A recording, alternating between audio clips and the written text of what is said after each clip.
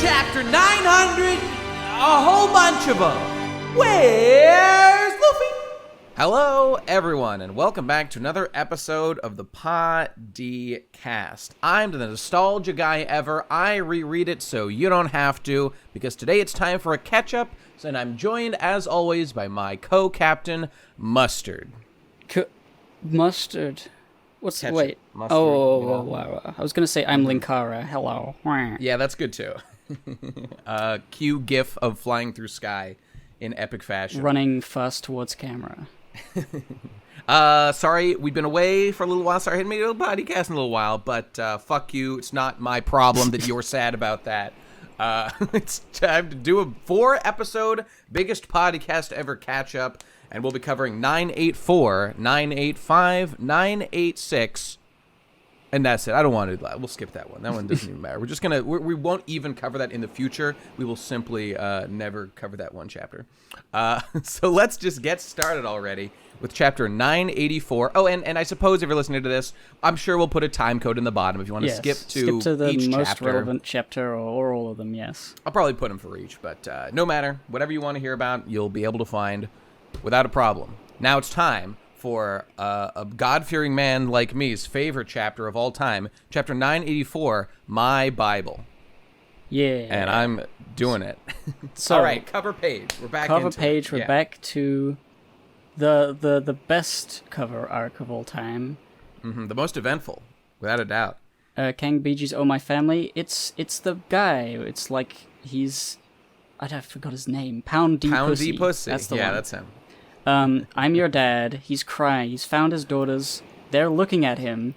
Yep. Scared and confused at this giant person who's crying. Because they don't know him. They don't recognize him. I would find this hard to believe, because if you know how big Big Mom is, and Pound D is also very huge, why are they so small? They're like, our dad must be like the size of like a mouse. That would just be the only thing that makes sense for us to be this size. So I would also be skeptical. That's all I have to say. Okay, well, we how will this epic arc end? Find out next time. We'll see. It's just sort of whatever. Okay. Well, we'll let them enjoy that. Yeah. So when we last left our heroes, we had just been told that Yamato exists. That was like the last thing that happened, and he beat the shit out of Ulti. Yes. Yeah. Okay.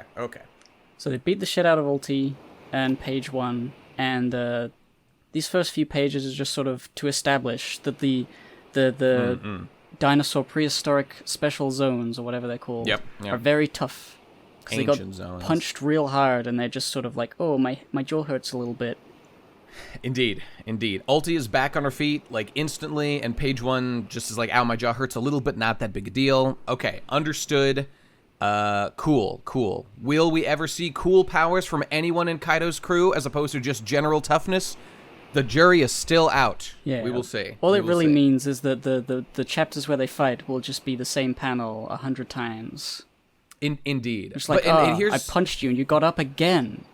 There is a technical problem that I've talked about before, but it's like, okay, in what way does this ability, this unique ability, add to... Okay, this is just a manga, right? This isn't a video game where, like, if you were fighting against Big Mom's crew, they would have, like, lower HP bars, but they had, like, more wacky powers, and, like, as a gameplay thing, you would play differently. And then when you go fight Kaido's crew in this video game, like, oh, wow, I can noticeably see everyone has higher HP or, like, higher resistance. I need to, like, in some fun way, play differently. I need to use armor-breaking techniques or whatever. Like, this is a manga, and this general we are tougher adds absolutely nothing of interest to, like, how fights are written or created or consumed by us.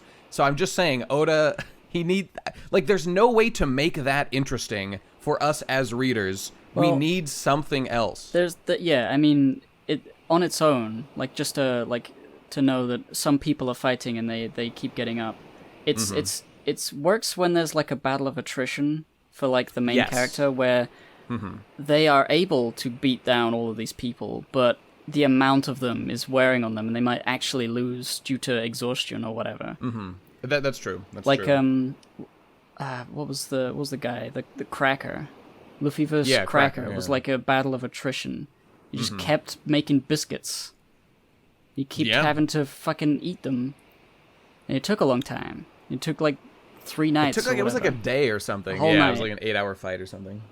It's like that can be interesting in that, yeah. So, but like, So it's true. there's there too are many ways people like that. for this to be like a drawn out fight for all of them. But what does that even constitute? Obviously, Oda wouldn't show us page by page every moment of that fight. There would be a time skip. So I'm just saying that doesn't make for like the most fascinating reading. It makes for a fine way to frame the battle if you want to. But I'm still waiting for if Oda just does the thing of like Alabasta style or whatever, where you just pair up dude for dude and they have like slug matches, like Frankie versus Senor Pink. Which wasn't like the most complex fight of all time, but the drama is in like the characters themselves. I mean, that could be fine, but you have to do those kind of pairings. You have to like give us that hook. And I don't know, I'm still waiting to see it, but the true fighting hasn't really broken out yet, so Yeah. we'll see how that goes. I mean, we'll see. Like the first true fight is almost completely skipped over in this. It sure is, Gib. It sure is, and we will get to that, and let's express our feelings. But right now, okay, haha, Ulti seems fine, right? But lol, she coughs up blood. Lol, she actually is pretty hurt. Epic. I do like the pun, as they do in Japanese. She does the thing where, like Luffy. Oh, remember when Zoro was not sad that Vivi had left the crew after when Vivi decided to like stay on Alabasta, and everyone else was crying. And Zoro said, like, "Oh, get over it, you fucking gays. It doesn't even matter." And everyone was calling him heartless and a jerk. And I believe Luffy, as an insult, called him, because he's San Toryu, called him Yon Toryu, you four-sword. And then he was like, I think Usopp said, why would that be insulting, Luffy? He's like, you're right. Go, Toryu, like 5-sword man. Love it. And Ulti is a similar brainwave to Luffy. And it's like, that wasn't even an 8 trigrams. That was more like 4 trigrams. Using Japanese puns and language. Haha, I enjoy that. I enjoy that very much. Yes. Ulti's great. Ulti continues to be best girl of the arc. So, she is. That's all I'm saying. I would like to see more. So yeah, Yamato is like trying to explain to Luffy what's going on, and that Right. she, I guess we know this, that she is a she, is It's up for debate, I suppose, but yeah. yeah, is an ally, and Luffy's like, I don't care. I'm here to punch people. Get out of my way. And then they smash She's pretty through, strong. And She's able to stand up to like a gear 3 punch with gear 2nd also. So we know Yamato's strong. That's cool. I guess she took out Ulti, so she would be. So then we cut over to Orochi giving the spiel on the time-traveling Momonosuke, and it's like, haha, I have him. The Kozuki clan is gonna die. That sucks. And then we get a great panel of Jinbei and Robin pretending to blend in with the crowd. Yeah. Robin doing It's an a great evil look. laugh. I do love it. Robin cheering like, dig out his eyeballs. I would really love to hear these lines said by the voice actor for Robin. I bet it is hilarious, and text doesn't quite do it justice. But excellent. Robin playing into her sadistic side. You love to see it. But then, cutely, I mean, why is she calling him boss? She's like, what do we do, boss? She's calling Jinbei boss. I have a problem with this. This isn't about the romantic thing. It's like, this is weirdly fucking with my, like, power scale. I've been in forums and stuff of people talking about how, like, the big 3 dynamic really is ruined now because Jinbei is, like, more popular, powerful than those guys by far, and maybe even Luffy. I mean, it's probably not true, but... Probably not Luffy. Not anymore, but there's like a second captain here now, and nobody else has ever been in this position. Whatever, I've talked about it endlessly. She calls him boss, makes my dick soft, and then I can't stand seeing Momo chant like that. Jinbei, boss, Jinbei. I'm gonna quit the Straw Hats, and I'm gonna join the Jinbei Pirates. That's me, Robin. This is what I'm gonna do. Don't do it, Robin, please. It's all it's like on a knife's edge. The Jinbei question. The JQ must... Oh, this is the real JQ. This is the one I'm focused on. And we have to have a final solution. We'll get to it one of these days. Okay, whatever. We get it. They're blending in. No. Sushi is... Oh, I was going to say put him in the oven, but then I was like, sushi's raw, so an oven solution wouldn't be an answer to the JQ for One Piece. But for another JQ, I mean, okay, never mind. Let's... Oh, no. Disavow. They're blending in. That's all there is to it. Yeah, okay. Yeah, so, all the other people are blending in as well. They're laughing along with the other people. They're secretly thinking, oh no, that's my boy, and he's gonna die. Mm-hmm. Indeed. We just get more kind of stalling as we see Hyogoro and everybody else blending in. Momonosuke-sama! And then we see the Polar Tang, the yellow submarine. They're maneuvering. They're getting into place. We got that creepy smile mask face guy. There's just another guy. I mean, I'm sure this guy's name has been said in like a fucking data book somewhere. I don't fucking know it. Lost Crew's done literally nothing in the entire arc of One Piece, except steer the ship right now. This guy's as powerful as Jinbei, I'm going to say. Look at him steer that ship. That's an impressive technique. Good. Yeah, not bad. Anyway, they're getting in position. Yes. Fascinating. They're getting into position. Law does his room thing. He cuts a rock and he transports everybody on the deck of the submarine up to their thing. So I guess that's obviously why he was Best there. thing about this, that this is his point, I guess. Best thing about this is that the panel looks cool as they're sailing in to Onigashima, the big horned island, the waves. Looks cool. Well done. Great water, great ocean. Very Japan. Love it. So all the guys are up there, and then out of the sky falls Nekomamushi and Izo, because Marco is there. Yep. He dropped them off, literally.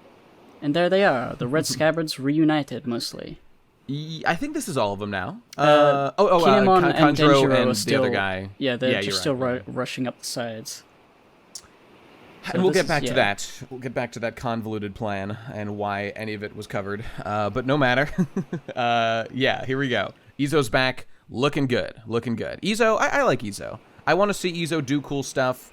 Izo's got the weird thing, as always, in these series about Izo is like a gun user, and that's always kind of weird in shonens, how they handle gun users, but hockey does exist, so that can change the game a little bit. My bullets are so powerful. They're I put big. armament in there. Presumably. All right, armament hacky. I spilled my words out of my mouth. Yes, as usual. There's a tearful reunion. It's all very cool. Kiku's cute. I mean, Kiku hasn't seen her big brother, who, I mean, she calls him big brother, so, like, I'm assuming that Kiku identifies as a girl and Izo identifies as a man, but maybe is non-binary or is somewhere on the... I don't know. Kiku says big brother, so that's, I guess, the correct one to use. And Izo is cute, and Kiku is cute. I like them. Yes. They're adorable. Good work, guys. Then we get an incredible panel. Yeah. Finally, we see the big boys together. We see all of the big boys together. We can see the height. Jack seems to be the tallest out of all of them, which is... I didn't know. But yeah... I've seen size comparisons before that seem to imply that Kaido was like twice as tall as Jack, but here we have confirmation. Nope, Jack's the biggest. So we got Kaido, Queen, King, and Jack, and tiny little Momonosuke there, and Orochi. Yep. And big head boy. Kaido's about to make the speech. The big one. Here it comes. The new Onigashima initiative.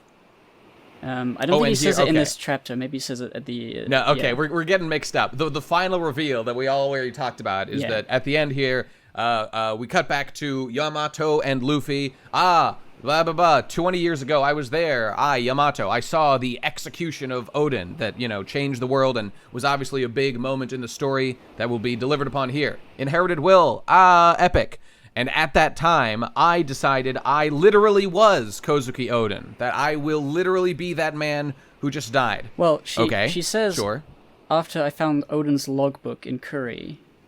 So, Odin's... No, not quite. This is weird, actually. The first thing she says is, one day I went to my dad and I said I want to be Odin, and he beat me up. And then she says, and then after that, I found the logbook. So this is weird. She decided to be Odin before finding the logbook. You would think it would be afterward. Well, I think she was told that she was like 8 when she saw the execution of Odin. She was like, whoa, based. And she was like, Dad, can I be Odin? Poggers. He said, no. Slap. Indeed. That seems to be correct. So I think maybe, because, like, Odin's book is kind of important. He put all of that stuff in there. Surely he wouldn't just misplace it in Kuri. Surely, I feel like maybe I'm missing something, but maybe Odin's wife allowed Yamato to find this, so that because she saw that Yamato wanted to be Odin. I was like, this is I could sleeper agent this. Kaido's child could be the inherited will. I'll give her the book, or something. It's a hypothetical, possible thing. Yeah. If I had to guess, I would say it's probably more likely. Like, we all know that Odin's death was a huge inspirational thing, and I assume, I gather, that Yamato, just among the whole populace, was also there, it said, excuse me, and was, swayed, was convinced by the argument about, let's open up the borders, blah, blah, blah. I'm a good person, Odin. Be like me. I'm a cool guy. And then we know that, there's later stuff about, like, how Yamato's, like, locked up and chained up sometimes, but Yamato does appear to have free reign to travel around Wano, just not outside Wano. So I'm just guessing that in Yamato's travels, she went to Kuri and found the stuff. But I don't know. I could be wrong. I think it's just sort of, like, interesting that, there's only one copy of the book, and it just so happens to have fallen into the hands of Kaido's child. Daughter. Son? I don't know. Who knows? Let's talk about that for a minute. Let's. Because the most interesting thing about this is that Kaido calls Yamato his son. Kaido does that. And if this was just like a crazy thing about Yamato identifying as Odin, which we know Orochi does not like and beats her up about, why would he do that? Is he the trans ally that we've been dying for? Yeah, I was wondering. I suspect not, but maybe. That would strange. seem out of character. It would. It's obviously like... I have a theory, but go on. So Yamato takes the mask off and reveals that it's a she. Right. And Luffy says, you said you were Kaido's son. And she says, Kozuki Odin was a man, right? So I became a man too. Right. And that is all I think we learn about the reason. For a bait and switch, I don't know what the purpose of the gender swap has. Like obviously if you want to make people think it's a man, and then it's a woman, it doesn't really mean anything like on its own. So I don't know why. I mostly think it's there are implications. Honestly, look, One Piece isn't that deep. And everyone should remember that. I think it is mostly for fun. That, like, it's been talked about as a guy. Oh, it's actually a cute girl who's tough and we've seen, like, is a strong fighter. I think that is 90% of it. But there is more to it as well. And let me throw this factoid at you. Maybe you guys have heard this. I looked this up when I first read this chapter. There are stories of old famous... obviously, Kaido is a Mongol sort of inspired character. And like the Mongolian hordes, and he's the Khan or whatever. There are stories of Khans who had daughters. There's one famous one, the name I can't remember. There was a female child of a Khan who was just called a male to take over. So, would be treated as a son to, rule the Khandom or whatever the fuck, the horde or whatever it was. So, this could be an allusion to something like that. And I think that... Look, realistically, would it make sense for Kaido to be a trans ally? And, while hating the fact that his daughter identifies as Odin explicitly and beats her up and nearly kills her because of it, that he recognizes her preferred gender pronouns, that would not make sense to me. It would just not make sense. Yeah, regardless of whether it would or wouldn't make sense, I don't think Oda would put a trans thing into One Piece. There is a bunch of stuff already. This arc, though. What about Kiku? What about, fucking... I guess I shouldn't presume what Oda knows about transness. I just think of it as more of a Western thing. I don't know whether Japan is that, clued into the same level. I don't know either, but I think even more than that. I think that it's true that One Piece is not, involved in, sometimes One Piece gets called like progressive, and other times it gets called like backwards and like offensive and has like stereotypes and stuff. But I think realistically, One Piece just isn't that deep, and it's just like your average like Japanese man who grew up, liking fantasy and stuff. It's those kinds of morals and ideals you just kind of see generally in One Piece. So, I mean, look, it could turn out that this is all for the sake of like Oda pushing trans acceptedness in One Piece. And, I'll be damned if I accept that my son is Kozuki Oden, but I'll also be damned if I don't accept his preferred gender pronouns. That's Kaido's official stance. I think it's more... yeah. I'm wondering, because, like, we don't actually know, like, what Kaido thinks of Yamato. Maybe, not yet. Maybe Kaido's, like, preferred parenting method is to beat the shit out of them, to toughen them up. Like, Yamato is definitely strong. So Kaido is like, it's like a GARP way of doing things, to throw your child into the jungle and laugh at them. There's definitely that element, yeah. So, like, it could be that he beats her up, but he, like, actually does it because he loves her. And if she says, I'm a man, she's like, oh, yeah, fine, whatever. But I've got to throw this element into it, though. Like, it's confusing, because we don't know quite enough about Kaido and, like, his opinions on things. We know he's a tough guy who likes fighting. Yeah. But, I don't know. I mean, there's also, I just think it's fair to mention, like, Yamato's train of logic is, it's not like, look, not to get too into it, but, like, it's not like Yamato, like, had a deep-seated, like, body dysphoria since she was young, and therefore, when she got older, she realized that she was, like, male. It's that she loves Odin, and because she wants to be Odin, she therefore concludes she must be a man.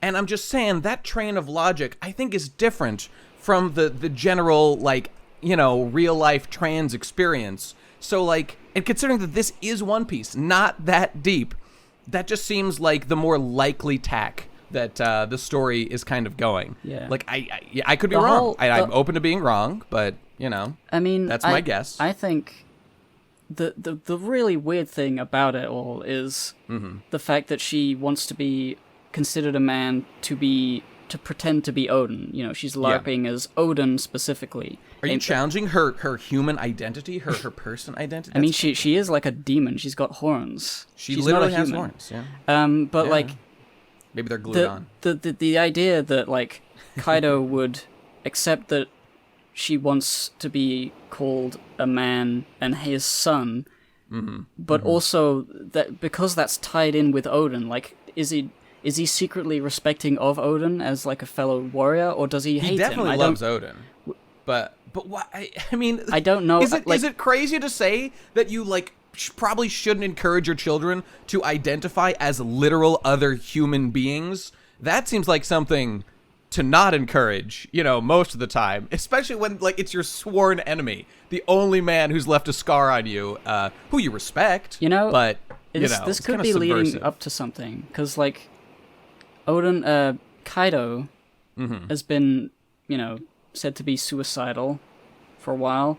Odin is the only person who ever damaged him.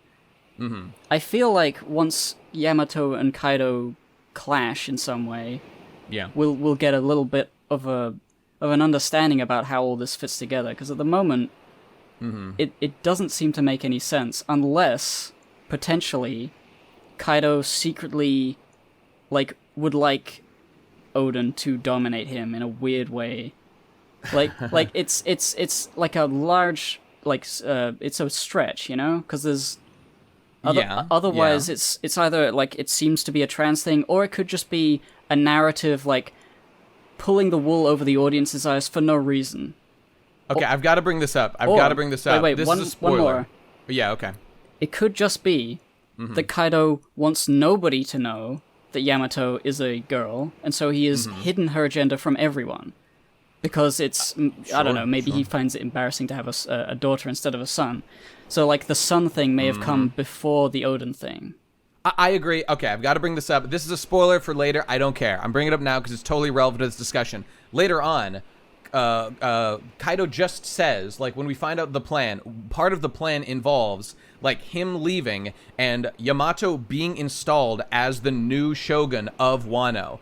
Like, ancient Japan or whatever, maybe what part of the issue is that politically, like, a woman can't rule Wano. I mean, that was true of ancient Japan. That was the way that they operated. So, like, maybe it's part of that. Or, like I said before, you know, he wants Yamato to be a leader and take charge here. Maybe it's not even about, like, what gender they have to be. It could really legitimately be that he, like, wants a son and just calls her a son and maybe always has. I don't know. Maybe calling her a son his whole life encouraged her to identify as Odin too, so it's backfiring on him, and he should have, you know, not done that. Yeah. I don't know. I don't know. These are all things possible considered. things. All things considered, that's probably the most realistic one.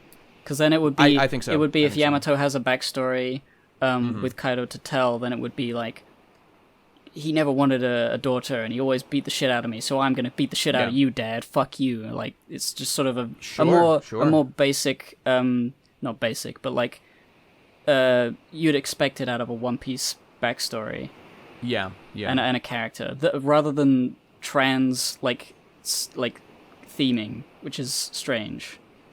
It is, you know, it is notable. There's a total of, I mean, Kiku is like straight up trans, and there's like another one here with Yamato, at least like on the edges. There sure is a lot of this going on this arc, and I wonder if there's any historical reason for it or something. It might be like a commentary on Japan's like treatment of women in some way. Perhaps. I don't know in what way it might be, but like the idea that samurai could never be women, and that we've got a samurai who identifies as one, looks like one, you know, and the idea of a shogun can't be a woman. So like Kaido maybe planned this out from the moment he became entrenched with Orochi and all that. He was like, my daughter, I need to hide her identity because I want her to become shogun, because I have this big plan for this place, which we will get into. But yeah, then maybe that could be it. I would just say, feel free to come back a year or two later. I just will be very, very surprised if there is like, look, we already have one with Kiku. If Yamato's thing is in fact some sort of like trans statement. I will just be very surprised if that is what Oda was getting at with Yamato. But I mean, of course, I'm sure you can read that into it if that's, you know, what you're looking for or something. But I suspect that will not be the case. But you've already got Kiku, so this is already a win for the trans allies out there. Gender pronouns recognized. With Yamato here, slightly more complicated, I suspect. The last thing she says here is that Luffy reminds her of Ace. And she said earlier, like, this fight we're having, this reminds me of him. Yep. So I forget, when was Ace here? He was here and he made that hat for Oars Jr.? That's right. He learned how to make the hat. And he met, what's her face? You know, the little girl, Otama. She had a crush on Ace or something back in the day. Yeah, something like that. And apparently also met Yamato. Clearly. And I think it said that they fought. And later on, I think we see that like the Kaido pirates are like surprised that Yamato is not fighting with them immediately. So I'm guessing that Yamato was fighting against Ace, like on Kaido's side in at least some capacity when Ace was here previously. But we'll see. There's a lot of inherited will stuff going on here with Odin and, you know, Yamato, obviously, the whole red scabbards. And then also this whole Ace element. I wonder where we're going with that. I hope it's just not a wank. Remember Ace? Yes. Yes, I remember Ace.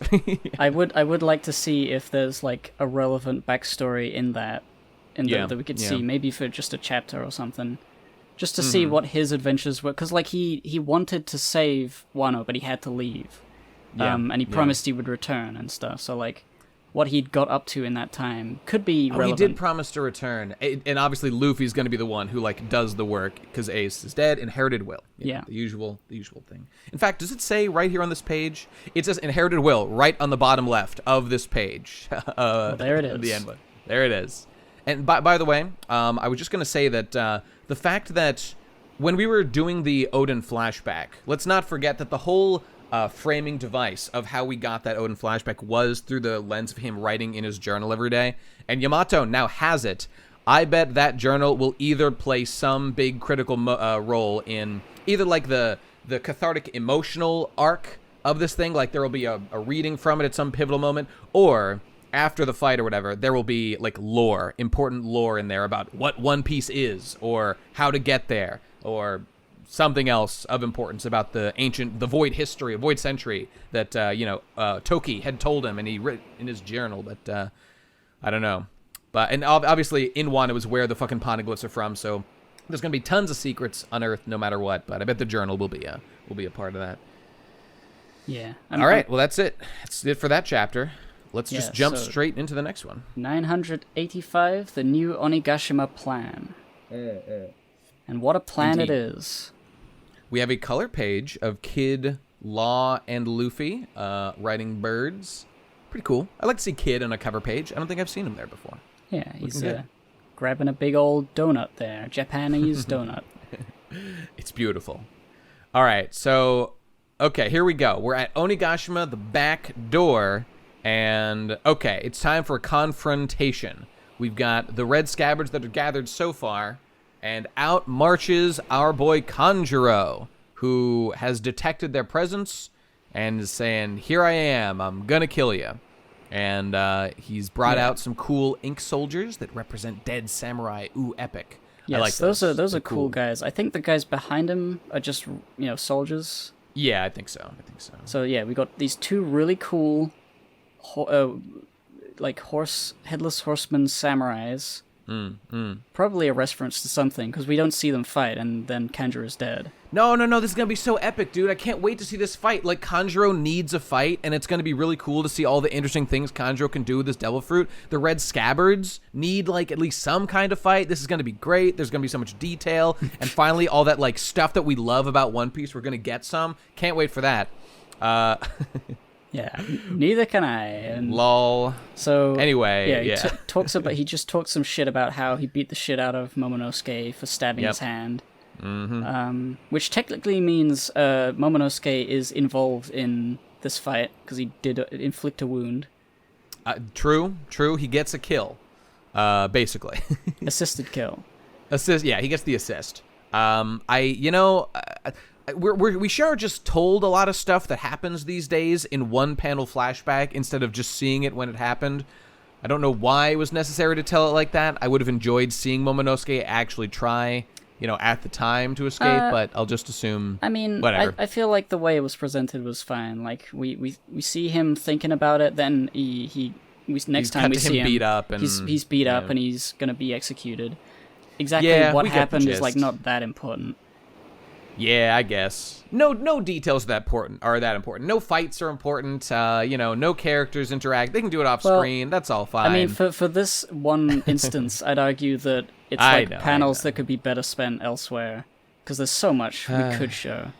Yeah, fair enough. We needed all those panels of all the red scabbards splitting up and then reuniting, and then moving around. That was all vital, and that really needed to take up panel time, because that was so important. Going up the left and the right side of Onigashima to get potentially into trouble with Big Mom, and then... Did they get in trouble? And they... No. I did like the sneaky moment where they all needed to jump into the water to avoid Big Mom spotting them. That was the one thing that was good about that whole little mini arc of them circling around.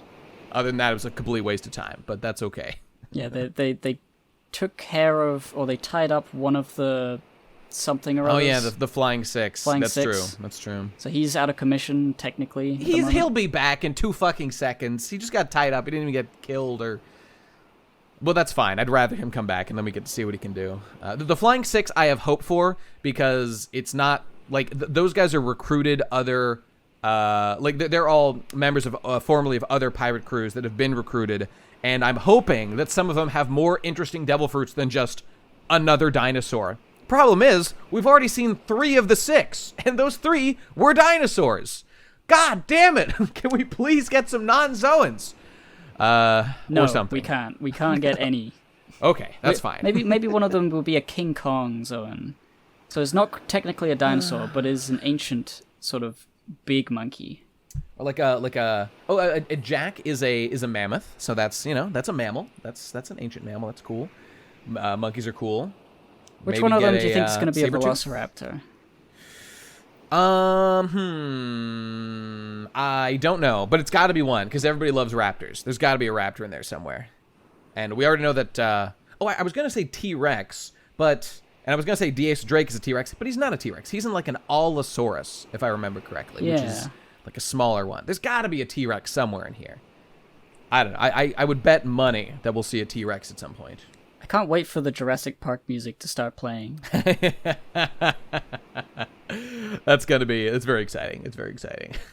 All right. Anyway, the stage is set for battle. The stage is set for battle. I do like how while Kanjuro is doing his evil speech, that Inuarashi and Nekomamushi are just sort of like chilling out, like talking to each other about Nekomamushi's cool gun arm. Yeah, that's pretty slick. It's like, look at me, I'm Barret from Final Fantasy VII. Epic, bro. And down below we see Inuarashi has a sword leg, just like fucking Keen Toki, the golden lion from the movie. Oh yeah, he had 2 sword legs, but our boy has 1, so that's pretty cool. And of course Kiku gets a little beauty shot. Okay, oh god, I like Kiku. Love the outfit. Epic speech about how my cuts last until the afterlife. We don't see any of this fight. We don't see any of this fucking fight. Why, Oda? Why? We see one clash. It's kind of like, I don't know. I know he's busy. There's so much to cover, but when will we actually get a fight we see? I guess Ulti was a fight, and that Ulti was like the best part of the whole fucking arc so far. Fucking love that Ulti headbutt. It was fucking tight as shit. Yeah, we need more like that. This sets up like, it's a very dramatic. It's like friend against friend. Friend is foe, betrayer. It's almost like this is something you should devote some panels to, some time. Like, give it a chapter. I'm okay with that. Yeah, like this is a. I think the Unless, reason like, the they real cut fight... away is because it's so obvious that Kanjuro can't win against all of them. But that's true of every villain in all of shonen history. We know the good guy's gonna win. Well, specifically here, he's like completely outnumbered. No, he's not. They've got way more troops. I mean, it's the Red Scabbards. Like, we know they're gonna win because they're strong. Yeah. And they literally have them outnumbered, though. It's just that the Red Scabbards are really strong. So, yeah, this is stupid. Oda, I don't know. Shut up. I mean, on the one hand, it sucks, because Kanjuro, he's got a really cool blade that is a really long paintbrush. He's a betrayer, he's got a really interesting power. He's the most, like, I have more emotional connection now with Kanjuro than Kaido, than Orochi, than, like, anybody in the fucking actual Beast Pirates. Like, Kanjuro is the character that you should devote time to, because he's the one that we've been with the most and we've formed the most attention to, and is the betrayer. I think the only thing that justifies this right now is that Kanjuro's like real fight will be later. But if so, why do this now? So it just sucks, basically. Wait, Kanjuro's fight will be later? Well, I'm saying the only thing that would justify, like, not giving this the time I really think it deserves of Kanjuro versus someone in the Red Scabbards. You could frame it a million different ways. Like, how about do the Alabasta or the classic shonen thing where the rest of the Red Scabbards are rushing in to, like, do the big raid, and one of them says, Yu Yu Hakusho style, like every shonen history, I'll stay behind and handle Kanjuro. You guys go ahead. And that's how you get cool fights in shonen. This has been done in time immemorial. Oda's done it countless times. And then you get a cool... That's how fucking Eni's Lobby worked and all that stuff. I'm just saying, I really think this deserved focus. It does. It did. I wonder Kanjuro's cool. if this is like... His power's so cool. I like it. He's on the ground after this. Yeah. Dead. Yes. I mean, you could argue that he could survive his wounds and get up later and then appear, but, like, what is he gonna do? Change his mind and be a good guy again? No chance. Well, if so... that'd be so fucking weird after devoting his whole life to betraying these guys. And then, like, if he had a change of heart, I don't Yeah, know. okay, sorry. If he comes back and he's like, I didn't actually die, I was a double agent the entire time, and then he kills Kaido or something stupid like that. I don't happen. So like it feels like this death is final. Like you can't. That's what I'm saying. You can't go back from something so emotional, but we didn't see any of it, and it's just That's a shame. exactly what I'm saying, and I really think this is a straight up mistake. This should, like, honestly, just what I said before. This, more than any other fight, should have had time devoted to it. I don't care that Kanjuro isn't the most powerful member of the Beast Pirates or whatever. I don't care. It's the one that we have the most emotional attachment to. And, like, you know how I've been complaining about how the Beast Pirates all have boring fruits? You know who has an awesome fruit that I want to see more of? Kanjuro! Kanjuro has a sick fruit! So, this is, like, I do not understand. Unless he's going to bring it back later. And if so, why the fuck did we get this scene? Just, like, literally introduce him later for the big fight then. So, like, it's a mistake no matter what, as far as I can see it. Yeah. But that's just one man's opinion. You know? What can I say?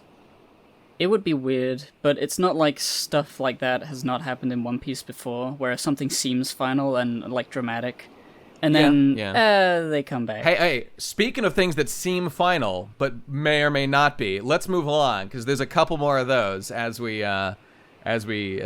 progress here. So, okay, fight. Ooh, I wonder how the fight will go against Kanjuro. We'll find out later.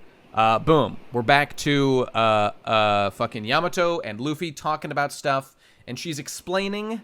Oh, okay, this is actually very interesting. So she says, Ace promised me that I could, like, come on his ship or something. But anyway, Ace is dead. He's not here anymore. Who cares? You, Luffy, let me come on your ship to leave Wano. And this, of course, I wanted to go out to sea with Ace and the others, but since I was 8 years old, I was forced to... Wait, what? Wait a minute. Since I've been 8, it's not... Oh, okay, I didn't meet Ace when I was 8. That wouldn't make any sense. Okay, all right, I understand. So she wanted to leave... Okay, this has fueled speculation that Yamato join in the Straw Hats. Let's address the SQ, the Straw Hat question. Will Yamato join? What are the pros? What are the cons? Because, you know, I am a very carrot friends, all retarded idiots. Jinbei friends were technically correct, but spiritually wrong, I would argue. Emotionally wrong. They just happen to get lucky. But Yamato here, there are some flags saying that she might join and some that she might not. Because she explicitly says, I want to join. I want to go with you out to sea, but... It's not like she, like, loves being a pirate, and her dream, she has a pretty vague dream, and I guess since Jinbei joined, specific dreams are no longer important for Straw Hat members, but the wanting to go out to sea, wanting to leave Onigashima, and wanting to leave Wano in general, those are actually some decent motivations for why she might join. The fact that she's a girl doesn't hurt her chances. The fact that she's strong doesn't hurt her chances. What do you think, Gib? What are your thoughts on that? My initial thoughts, because I read this and I didn't think anything of it. I didn't think this was like setting her up for anything in particular. What I do think is that Carrot is going to not continue along with the Straw Hats after Wano, because she's a mink and all of the minks the arcs will be done. Yeah, her thing would be done. It would be strange if Carrot continued along with them and then was still not like a fully fledged Straw Hat, and she hasn't had really enough time to be brought into the fold in that same way. So if she feels like like a Paulie from Eni's lobby, she's like an ally. I assume that if Yamato does go with the Straw Hats to, let's say, where's the next Elbaf or Elbaf, something? She will be. It will be more that she wants to get the fuck away from Kaido and all of that. And Luffy is allowing her to come along, but she's not joining the crew. She's just leaving the life she's hated living on this island. Yeah. So she'll be around. I think she might take the place of Carrot as the character going along with the Straw Hats for the time being. And you know, I appreciate her. She clearly states her desire to leave Wano and do all that stuff, but like, on the other hand, she does have this thing of wanting to be Odin, and it makes me think that she might be being set up to, like, be somebody who kind of takes the place of Orochi. I mean, obviously, Momonosuke is going to be reinstalled as Shogun eventually, I'm sure. And maybe Yamato will be there to, like, support and, like, act as, protector of the island, or just in some way kind of help that, because she does care about opening the borders. That might be, like, a more long-term process that happens than, like, you flip a switch and the borders are open now. So maybe she'd want to, like, facilitate that more. Because her dreams, like, yes, she has a desire to leave Wano, but her dreams do all mostly seem to be tied to Wano specifically. Like Orochi wanted to leave Wano too, but eventually he had to come... Odin wanted to travel and see the world, but eventually, like, his heart brought him back to Wano to, like, rule and care for it and try to open it. He died, but that was his goal.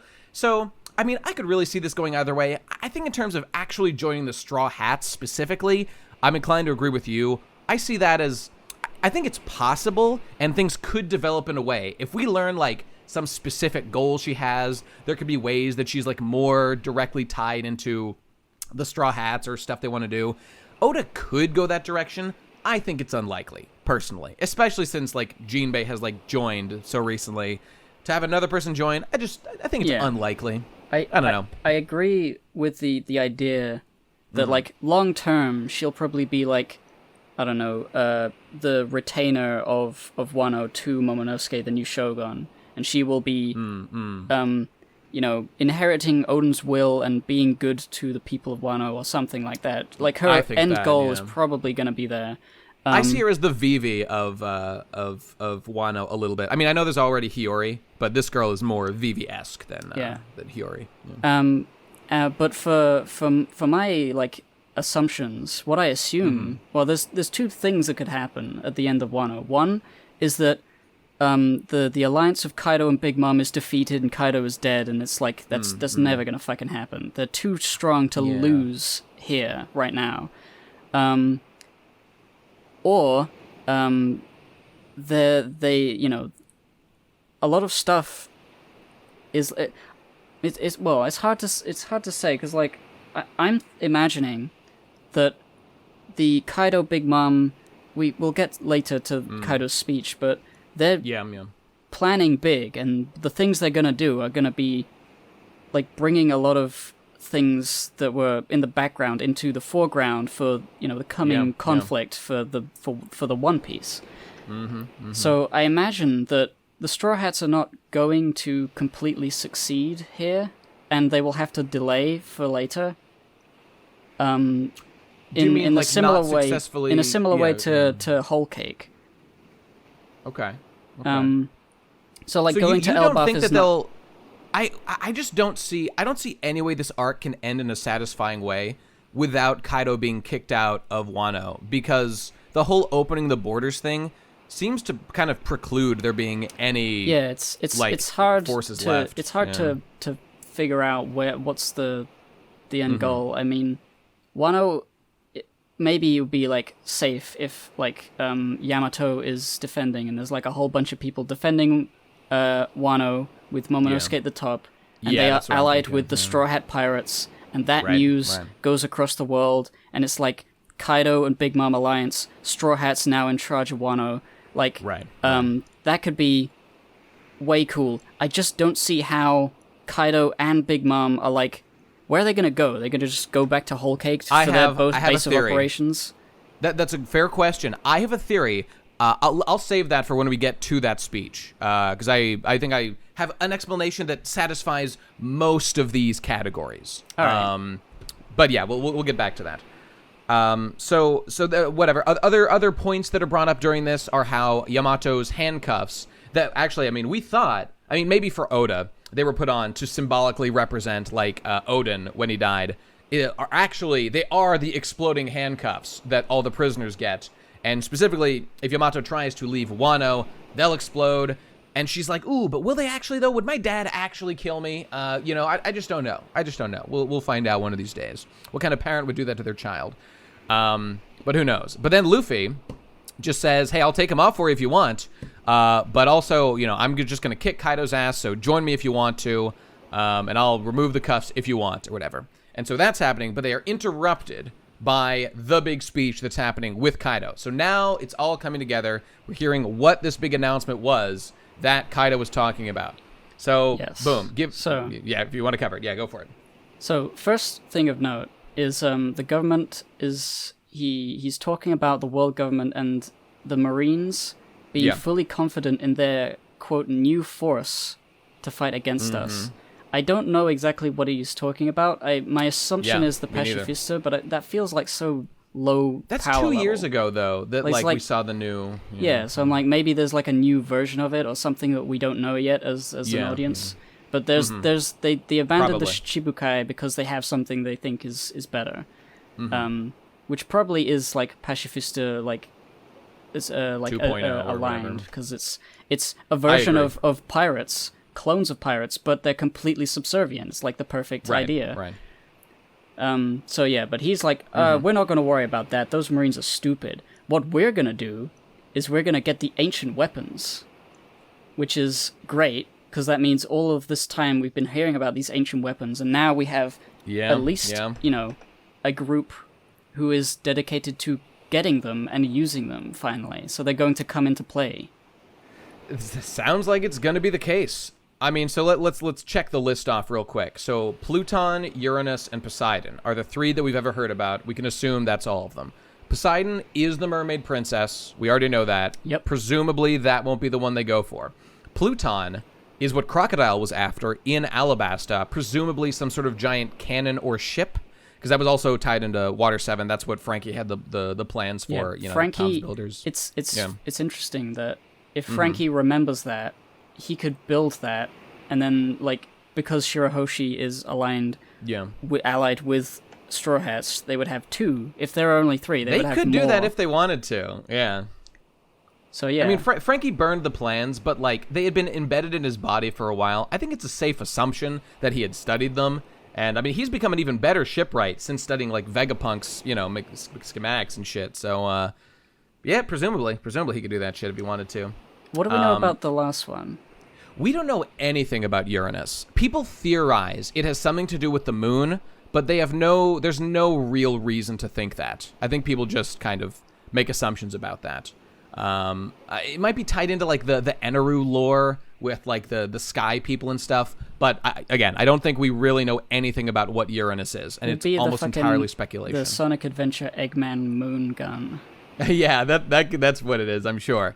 It though, I would guess, because we've covered Pluton and Poseidon so much in the narrative, if I was Oda writing this, I think this would be a great time to say, like, okay, Big Mom and Kaido are turning their attention to getting the weapons. Let's just make the next arc about Uranus. Because, like, we generally know what Poseidon is, and we know 100% what Poseidon is, and we generally know what Pluton is. Let's just cover Uranus. So basically, I'm just hoping that this arc is about, like, acquiring Uranus. We get to learn what it is a little bit, all that stuff. But, who really knows?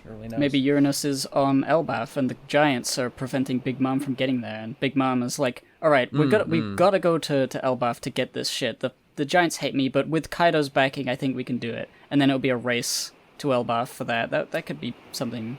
That could be an interesting way to do it. Maybe. And let's keep going, because there's a point I want to make, like I was talking about before, as we get to the end of these announcements. So boom, Big Mom's there. Love her homies. They're all looking sick. Love her Japanese themed ones. Great and look for her. Zeus is captured. She's using him as like a fan. Oh yeah, she's retaken Zeus, and we see Nami and Carrot like are captured here. I mean, as we saw before, but the fact that Zeus has been retaken, I mean, that sure was a brief power up you got, Nami. Too bad about that. I think she'll get Zeus back by the end of the arc, and that'll be.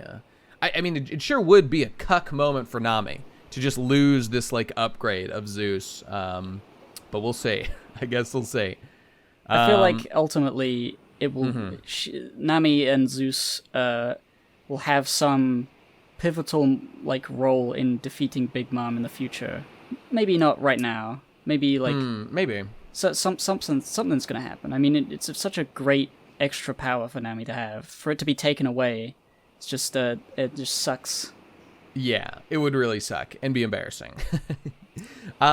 Okay, well, in any case, so blah, blah, blah, they're going to go get... So the point is, blah, blah, blah, we're going to go with the weapons so that the One Piece will be ours. So their eyes is still on One Piece becoming the Pirate King. Okay, based, red-pilled. I love that One Piece has been about the same thing for the entire time. best series ever made. Fantastic. So with this declaration, Kaido and Big Mom, they're alliancing, getting the ancient weapons and using them to get the One Piece. They are making movements for the entire, the time since we first heard about the Yonko.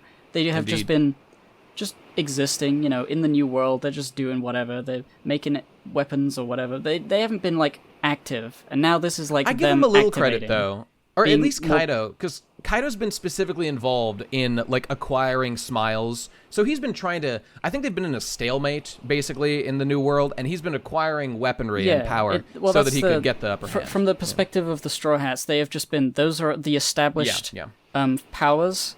They're not really doing anything, so we're going to, just go for One Piece. And now these guys are are also going for One Piece in a more active way. And it's like, oh shit, everything's ramping up.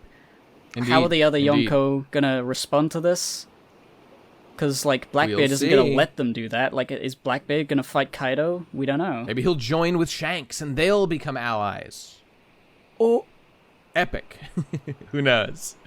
And okay, so there's another announcement here. So for everybody else, special announcement, here it comes.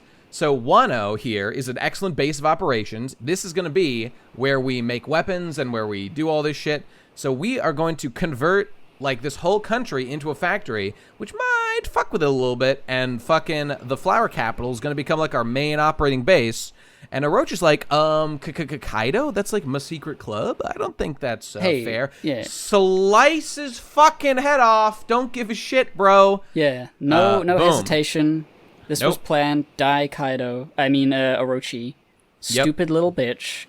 Mm-hmm. There he goes. Head chopped off. Pretty clear. I think this might be the most gore, like, in a panel in One Piece. It's up there. It's up there. It's very up there. We did see Doflamingo's head get sliced off, but that was a clone. That was revealed to be a straw or a string clone later on. Here's a thing to think about, though. It's very clear that Orochi is dead because his head is gone. But I was thinking about the fact that his devil fruit is like a hydra. Indeed, and cutting off the head of a hydra doesn't work so well historically. So, like, one of the main things mythologically about hydra is that you can't cut off their head; they will grow it back, and sometimes like the legend is like it grows 2 heads and then 3. Yeah. So, for all the people to be decapitated, the guy who has the hydra power might be like some sort of a clue as to him not actually being dead, which. I don't know what would happen if he came back. But this is very epic regardless, this moment. It is pretty epic. I'm definitely in the camp of, like, kind of have trouble taking this seriously because, it, for the reasons that you just said, and we really haven't gotten any kind of conclusion to Orochi's arc. This is so sudden. I think this is very unlikely to be the end of Orochi. And I'll just bring up that... like, he has a mythical Zoan that is the Hydra fruit or whatever, and or it's the Hebi no Mi model Yamata no Orochi, and like the Orochi is like the 8-headed Hydra of Japanese mythology or whatever, but it's a snake fruit. Ooh, isn't that interesting? Anyway, as you said, you cut off a head of a Hydra or whatever, doesn't kill it. I think that this guy needs an actual conclusion to his arc, like talking to Momonosuke, maybe some sort of fight or something. And I was going to say that mythical Zoans...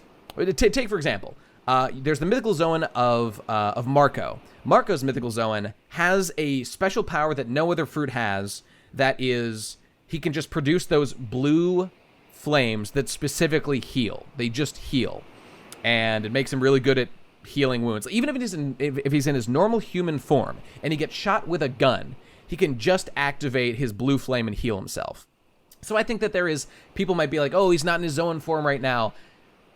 Mythical Zoans be crazy. Mythical devil fruits be crazy. And I think all kinds of possibilities are open. So I think it's perfectly likely and within the realm of possibility that he will be just fine and either heal from this or, it cut off one of his 8 heads or something like that. Who knows? So, in conclusion, I think he'll be back. Yeah. I think, clearly because of the fact that Orochi was betrayed by Kaido, in such a stark contrast, such a Yeah. overwhelming way that if Orochi comes back, he would be fighting with the Kozuki clan, the Red Scabbards, like fighting with like the Straw Hats against Kaido, more to fuck with Kaido than to help the others. Is but there just sort really though? I understand that. I understand I- that. But is there like he's like more scared of the Kozukis than even Kaido? I would guess. I mean, I know he was allies with them, and he was they helped him get here. I just don't think there's any way this guy is actually fighting with them. I think it'll just be kind of like not even a three-way situation, because we see immediately afterward all the troops swear their allegiance to Orochi, or to Kaido, because they're like, oh shit, our boss is dead, fuck it. We don't want to get annihilated, we will just swear immediately. Lol, epic.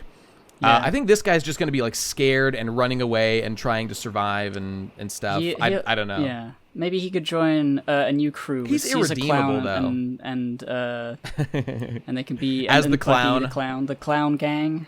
Yeah, I mean, I could kind of see him in there. I think he's a bit too much of a scumbag, monster, piece of shit. He murdered Odin's dad, like, personally. He did. I mean, well, not personally. Here's but. the thought though. He is one of the only people who knew Odin, and Odin was always really nice to him. And True, the only reason true. he hates the Kozuki clan is because of what that old lady said. Like, Oh yeah, he about- was kind of brainwashed a little bit. So like, about if that he stuff. ever learns some truth, because we have that book, I don't know whether that would Yeah. illuminate anything necessarily, but there's potential there for like Orochi to change of heart against, and also now that he has a reason to fight Kaido. So it's sure like, does. if he comes back, he might be able to help someone in a fight, save someone, use his dragon powers in a cool way, because we haven't seen them be used really at all. Yeah. So it's like, Maybe it's got something there. That's true. And maybe well, yeah, I mean, basically I agree. I think that could make sense. And I guess we'll just have to see. I think this is definitely not the end for him. I'd chalk that up to like 95% that he's not just dead forever, because that would be strange and unusual. But yeah, I guess we'll see. It works as a shocking moment. And if you're not Yeah. expecting Orochi to come back, it would be like, oh my god, Kaido's such a fucking horrible guy. He just killed them. He just he's so people- scary. That's true. To people who think that he's died, I would just ask you, when has a character of this level of narrative importance, which is not the most high, but still pretty high, when have they ever been killed in this way, ever, in One Piece history? I don't think it has ever happened, and I think it's unlikely to have started now. Do you think That's my case. Yeah. Orochi is on the level of Spandam, or more than that? I think he's a bit higher than Spandam. Spandam had, like, history, and, like, sure, he was, like, the guy in charge, and he was, like, particularly brutal, but Orochi's just, like, even more. He's got, like, his, like, family line history about hating the Kozukis and feeling wronged by them, and he's even got his own, like, Spandam was just, like, evil through and through, and they fucked him over, so he fucked them. Like, Orochi has legitimately more of a complex emotional story behind him about, like, ooh, Emma, I didn't really, I thought these guys were good, then I was told they were evil. Oh, maybe they're not evil. Maybe he'll have a change of heart. That makes him more interesting, I think. And maybe if he comes back, like, we already saw, what happens right next, as I already said, is that, like, all the samurai and the ninja are, like, told, you better swear to us or we'll fucking kill you. And they immediately switch over to join Kaido. Maybe if he shows back up, they would switch back to supporting Orochi. I don't know. I don't know. Yeah, I mean, they seem pretty distressed. I think the idea of these people suddenly in Kaido's crew, they don't actually swear loyalty to Kaido. They are just terrified. Yeah. So Agreed. if they can, with a reasonable level of success, betray Kaido and run away, if they think they can survive, they probably would do it. I agree. So all these ninjas, they can be sneaky. They could do something. He said something like there are 5,000 ninjas in the ninja crew or whatever. Jesus Christ. Did I skip that already? Did they not actually swear here yet? I guess they do that a little later. It's in the next chapter, but yeah, this is... Okay. This is what happens. I think there's 5,000 of the samurai, not the ninjas. Like okay, maybe my guard. translation maybe is wrong. Well, whatever, we'll get to that. Okay, so boom, that's done. You better join us because we are turning this country into the empire of piracy, and we're transferring Onigashima to the flower capital. So won't that be fun for everybody? But boom, transition to Kiku is crying. What's going on? What could that be about? Ooh, I don't know. There's blood on the coming blade. off the sword. There's blood on the blade. Oh, I wonder whose blood it could blood? be. Could it be Kiku? Could be anyone. Kill herself? Yeah, that's probably it. And Yamato and Luffy fall from the ceiling. Haha, epic. How dramatic. That's it. End of chapter. So Yamato is upset about all that. And, you know, they're gonna go fight. This is the point. This is the point where Kaido says, "My son Yamato will rule Wano." So this is all that stuff we were saying before about maybe it's a son so that they'll respect him in fucking in Wano. Maybe he just wants a son, so calls her a son. Who knows? We'll see more about that later. Yeah. Hopefully, I think in the next chapter they might, because, actually no. At the end of the most recent chapter, they're like far away from each other. They're probably not going to talk for a while. Yeah. They'll get to it. I'm sure we'll get some some Yamato Kaido stuff before the fucking of thing course. is out. So yeah. But yeah. All right, next chapter. The idea, just quickly, the idea of New Onigashima, the flower capital, presumably means that these guys are all, they were going to have a party, and then they were going to move tomorrow to the flower capital and start the pirate empire from there. Seems to be. So whatever happens right now had better stop them from going and doing that, because then there's no way the country can be open.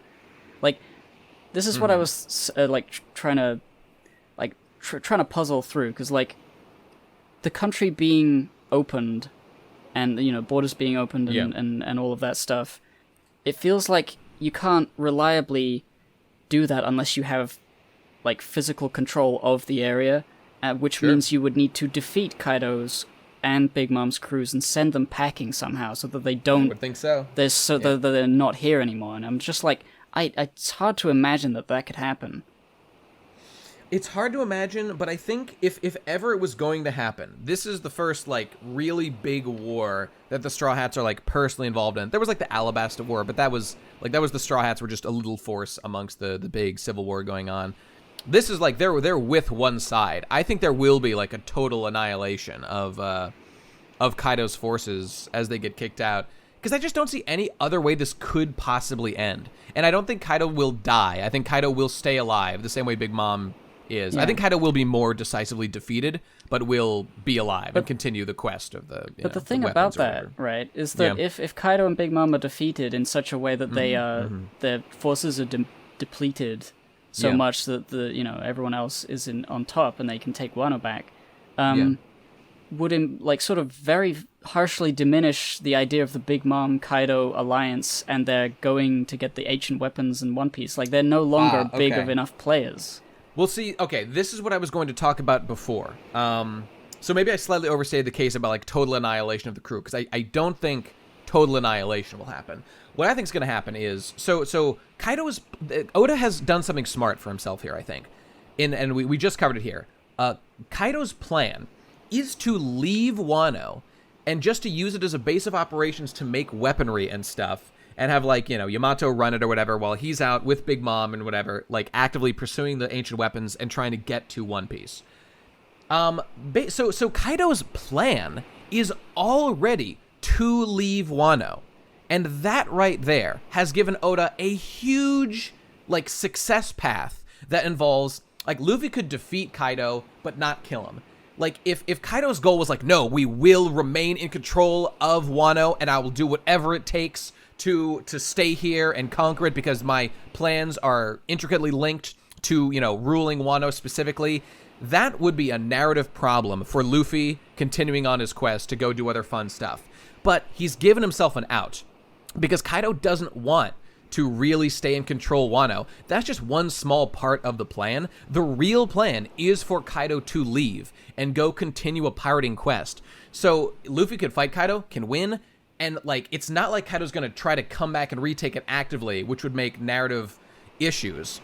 He will be able to have Kaido keep going alongside Luffy as like new rivalry or whatever, doing stuff, and maybe like, Elbaf or whatever else, like the big war at the end or whatever. All that can happen, and whatever. I'm just saying, like, it was smart writing to get his specific goal is to leave Wano already. Kind of like, it reminded me of, this planet is very similar to Fire Lord Ozai in Avatar The Last Airbender, who made his daughter, Azula, was going to make her into Fire Lord, and he was going to become Phoenix Emperor, or whatever the fuck, of, like, the whole planet. And that would involve leaving, and just leaving her in charge, whatever. This is some interesting parallels there. So this be my point, that I think it is good. Yamato can stay, theoretically. Kaido will leave, and that all, like, works with what I'm saying. So, like, Luffy doesn't need to, like, annihilate Kaido's crew. Just needs to, like, get the upper hand, kick him out of Wano in general, and then, like, Wano will be saved, and Kaido won't even necessarily want to come back and retake Wano, so we won't need to worry about it narratively. That is my working theory as to how Oda can thread the needle and all this stuff. And I think it was decently well set up. I kind of agree. I feel like if Kaido leaves to go searching for the ancient weapons, he would only... I feel like he wouldn't want to go if he had just lost a battle, because knowing that Wano is clearly not going to be his when he comes back, I feel like he would leave once he feels like he has won. I think that the reason that might work is because if Luffy kicks his ass, just like Big Mom, he might, like, he'd probably want to take Wano back, but he might want even more to kill Luffy and to fuck the Straw Hats. So just like Big Mom following them right now, the new thing, and also to get the ancient weapons, because that's the real goal in order to get One Piece and whatnot. That desire just might be stronger, and I think that will leave Oda the rope he needs to explain why he's not trying to, like, take Wano back, like, every moment of every day. He's trying to pursue Luffy and the ancient weapons specifically. I just think that would make sense, and I'd be able to buy that as an excuse or whatever. Okay. Because this man ain't dying. Kaido's not going to die. I don't think so. Right. That'd be weird. Well, that's the end of that chapter, so... Indeed. Next one. Let's do it. Chapter 986, My Name. And we get, I think, the ending of the cover arc of Gang Biji's Oh My Family. I think they usually say the end, so I'm not sure it's the very end, but maybe there'll be another panel or two, but... They sail off. They're like, ew, this weird man is saying that he's our dad, and they just leave. So yeah, it's like they don't believe him, because why would they? And they leave. Yeah. Pretty epic. Maybe there'll be a nice ending next panel or two. Who knows? Next ending will be like exactly in the same way that he died before. He will die again. Oven will appear behind him again. It's like, I can't believe you're alive. Let me finish the job. Die. Here's hoping. Based Oven. All right, so boom. We cut back to the backside of Onigashima. Okay, here they are. Kinemon and Kanjuro have made it to Denjiro. Kanjuro is the dead guy. Right, yeah. Goddamn those fucking names. They're there. Okay, so all that stuff, all that things they were doing, pointless. They've made it there now. Fantastic. And Kanjuro is defeated. As we said before, we get none of that fight, basically. I mean, we see blood spilling. Is it a misdirect? Will he be back? Who knows? We get a lot of crying shots. We get a flashback to them as kids. If Kanjuro is loyal to Orochi, and Orochi has a change of heart, then I guess if Kanjuro is still alive, he could have a moment when he's coming back with he's like, I'm sorry, guys. Okay. I'm sorry. Can I be in the Wet Scabbards again? Oh, God. And they're like, yes. Maybe. Now you can be friends with us and kill Kaido together. I don't know. Maybe. This is sure. I know that, like, we get the shots of them crying and reuniting all the Red Scabbards are here, including Kanjuro in his, dead state. So that's cool and all. So that's epic. Love it. But whatever. Not that satisfying of a battle. Maybe we'll get more of that.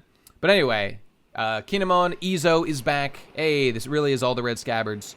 That's cool. Remember how you didn't come with us to, to defend your Lord Odin and betrayed us to go with Whitebeard? That was cool, but love you. Welcome back, bro. And on they go. Okay, new scene. Boom. Kaido, back to this thing. Join me or I'll kill all of you. And here we go. Here's the thing. Fukurokujo swears all the ninja to join Orochi. I mean, fucking Kaido. And Hotei, leader of the Mimawarigumi, So has the much. samurai join. Japan is overload right now. Damn it, Japan. I hate that about you. Hey, So by the way, it is on my it says translation... The Wano's Ninja, yeah, I the was gonna say the 5,000 numbers. Oniwaban. Is that the name of them, or is that like the number? that's got to be the number. The 5,000 Oniwaban, and the other guy says there's 5,000 samurai join him. So, I mean, I'm 10,000. It's 10,000 guys? Okay, all right. Cool. I guess all of the other ninjas are much better than the ones we see, because they're always in stealth. That's true. That's an excellent point. Got to agree with that. And Hyogoro says to them, have you all forgotten your warrior code? He just killed your master. Rah. Fair. But they just, they want to live. Understandable. Yeah. I think this translation's a bit fucked, because I agree. there's a few speech bubbles that are seemingly in the wrong place. Carrot is down here screaming absolutely nothing, and I think what she is saying is the thing that's in Nami's thought bubble. Maybe. I mean, Carrot's did they redraw the dots so that they weren't pointing towards Carrot but pointing towards Nami? No. They're pretty clearly pointing towards Nami. No, I think it's like the thing that's in Nami's speech bubble should be in both of those, and then the let she go of us. She does have an empty thing there. Oh, yeah. Let go of us is the thing Carrot's saying. Anyway, weird translation notwithstanding, Nami and Carrot are captured, and I don't know what's gonna happen. They're just captured. Yep. Could be anything. Shinobu has escaped. I forgot she was with them. Girl Squad. Okay, good for you, Shinobu. Hopefully you'll get to do something fun. But she comments that as Master Oda knew, defeating Orochi would not do the job. You have to defeat Kaido, because Orochi is now quote-unquote dead. So, and that did not solve all their problems. Kaido is the obstacle that must be defeated. So, all right, fair enough. Yeah, so Kaido is looking at poor little Momonosuke on the execution block. Orochi is no longer here, so he doesn't really give a shit. But he's gonna execute him anyway, because he's like, whatever, you're just a brat. What is your name? He gives him an out. He says, if you're just some nobody, I'll let you go. I think that's what he says, something like that. Yeah, that's right. Like, you better tell me who you are, because, I'm here to execute the Kozukis, but if you're not a Kozuki, then, all you need to do is lose all of your honor and pretend to be someone else. Indeed. And embarrass yourself in front of all of these soldiers. Mm-hmm. And later, we'll see what he does. Incidentally, on this subject, I mean, I would be convinced. This is a shonen, so it's a little different. But in a real-world situation, a mobster or something might do something like this, and really they're just fucking with you. They're going to kill you either way. So you might as well hang on to your honor. Yeah. But, this guy's the son of Odin, so, he's kind of a threat if he just leaves him along. So I think that he would probably kill him either way. But it's definitely a fucking with him thing. It's just add insult to injury. I'll kill you and also make everyone, embarrassed of you. Indeed. So then we switch over to Yamato and Luffy, who are running around. They just saw the thing on the TV screen of Kaido's speech, and they're smashing their way towards him. Luffy uses his new armament hacky break things from the inside ability to crush the handcuffs and throws them away. That's cool that his power is being used again. I like that. Yep. I'm glad that Oda put a bit in there where we could see them actively used here, kind of, as we get, ramping up to the big fights. And also, I'm just reflecting on how I'm really loving just seeing this worked in here. As, remember when Rayleigh got the collar off of Kami all those decades ago when that happened? We were all like, whoa, how did he do that? I wonder if we'll ever get an answer. I mean, you stick with One Piece, for most things, you get an answer. And I'm just saying, reflecting on that feels damn good. Feels damn good to see it. Luffy has now gotten to that level where he can do that thing that Rayleigh did. There really was an answer. I like that. It's really nice. And the fact that it's just such a small moment, Yamato doesn't even know it's a thing you can do. It's great. Yeah, it's cool. And there's an epic comedic moment with it as well, but we'll get to that. So we see all the Flying Six, at least a couple of them are like, oh, there's battles going on. We got to get in there, and we're going to beat them up. And we got to get, they know where Yamato is, so they're going towards there. Usopp in the Frankie machine is charging towards Momonosuke, which is notable in that Usopp is being brave here.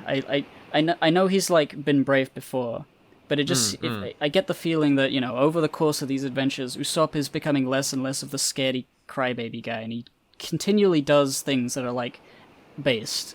And Chopper is now the crybaby because he's literally a baby. You can see him literally crying, and Usopp is not. But I think that Usopp is given confidence because he really does believe that this battle Frankie is tough and will protect him, and he feels confident in that. So that's sweet.